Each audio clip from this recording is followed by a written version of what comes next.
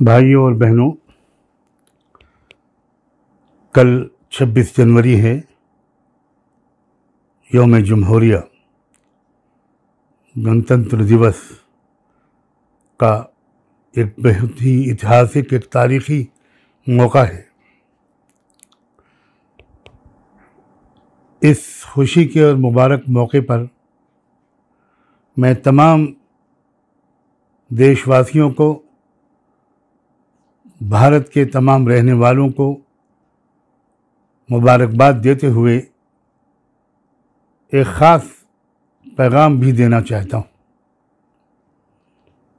इस साल का यौम जमहूरिया एक तारीख़ी यौम जमहूरिया होने वाला है,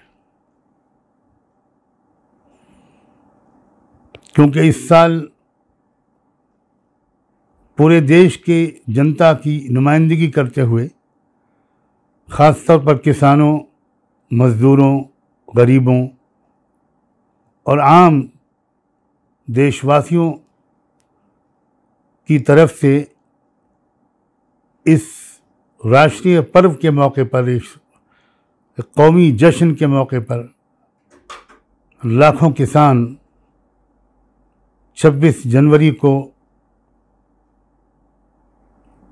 परेड निकालेंगे।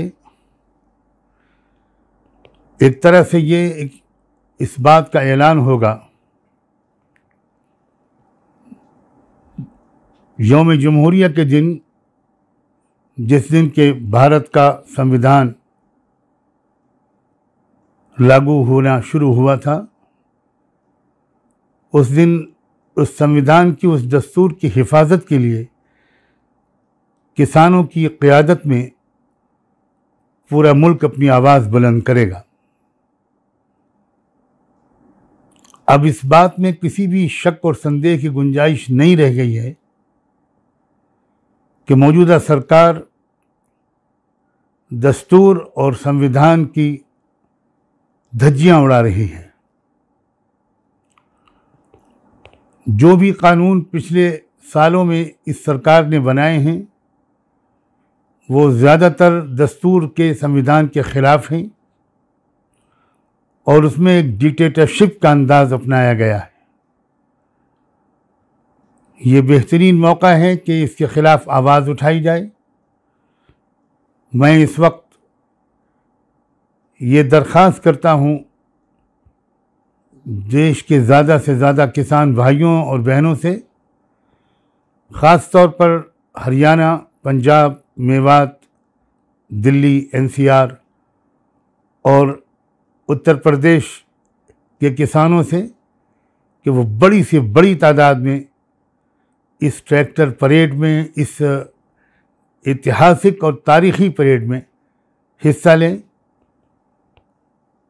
इस उम्मीद के साथ कि ये परेड मुल्क की तारीख़ में एक टर्निंग पॉइंट साबित होगी।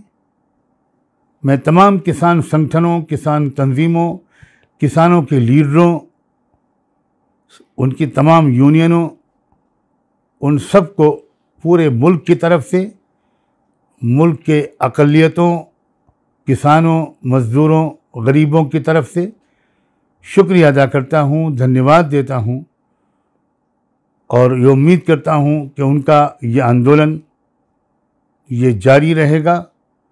और मैं मोहब्बत का सलाम भेजता हूँ उन तमाम लाखों लोगों पर, ख़ास तौर पर बुज़ुर्गों, महिलाओं, बच्चों और बच्चियों, नौजवानों को, जो इस सख्त ठंडे मौसम में वो डटे रहे।